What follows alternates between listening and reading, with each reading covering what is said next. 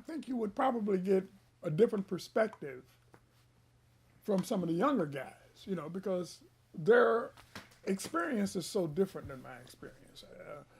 My name is Melvin Greer. I'm a retired photojournalist, newspaper photographer. My first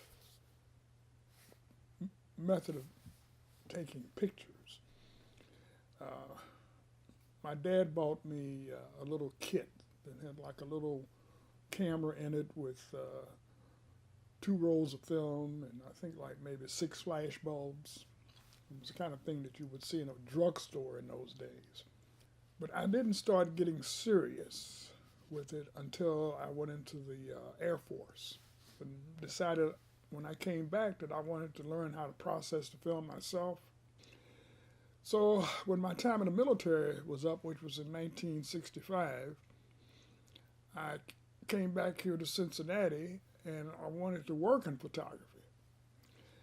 But at first I didn't get a job. So instead of going to places, I decided I would just look in the yellow pages. And I went down looking at each place and I got down to the B's and it was a photography studio, Alston Busey. He hired me and I worked for him maybe for about 7 or 8 months. So by then I had learned of the work of a guy named Danny Ranzerhoff, who did social documentation photography. And I went to see him. He looked at my portfolio and looked at me, and then pointing to himself, he said, "I'm a whore, but you are an underachiever." So, and that stuck with me. He suggested I get in touch with a guy named Ben Klein, who was the boss at a place called Young and Klein,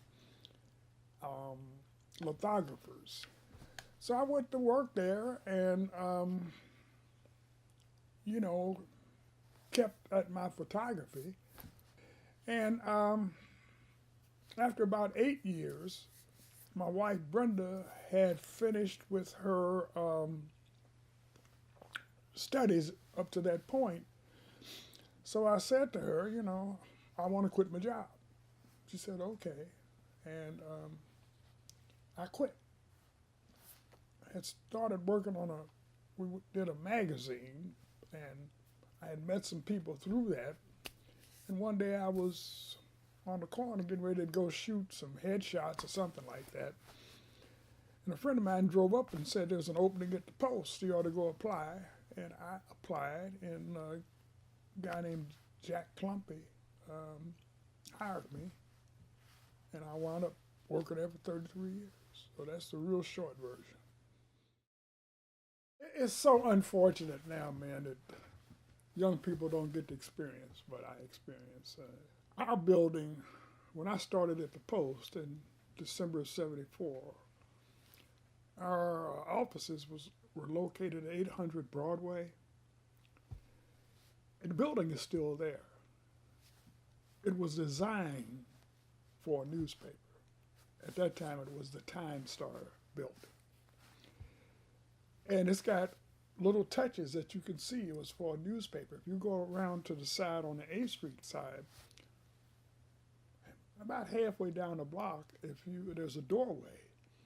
And over the doorway, it says Newsboys Entrance, And there was a set of railroad tracks on the other side for when they brought in the newsprint, and the ink. And when you would walk into the building, you could smell the ink. Just smell the ink. And my first morning there, about 10 o'clock, my first day there was each photographer had their own darkroom. And just about 10 o'clock, the floor started rumbling. But when the presses started running, it's this incredible feeling. It's just like, wow, wow, wow, this is it. I'm here. But then what you learn is it's not enough just to be there. You got to produce. That's what keeps you there. They don't pay you to be there. They pay you to do work. It always gets back to the work. It's always about the work. When I first started there, it was real like a real newspaper. And then it went into a slow decline. And we were an afternoon newspaper, and it was decided that people didn't read afternoon newspapers. At some point, we stopped using our own presses, and we started using the same presses that the Enquirer used. And I remember the day that I came back from an assignment and they were taking our presses out of these windows. They were just had a crane there and they were bringing them out of these big long windows on the 8th Street side. It was really sad, you know. But then we knew that it was going to come to an end because there was a date put on that. So December of 2007 was our last day of publishing, you know. And that was really sad. When I was working at the printing company, I didn't enjoy that. I looked forward to Friday.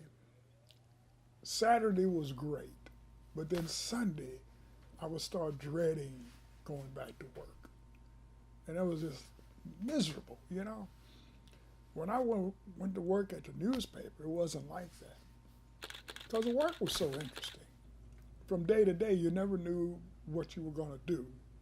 It was just an incredible job. But just so happens I could retire. So that was my last day.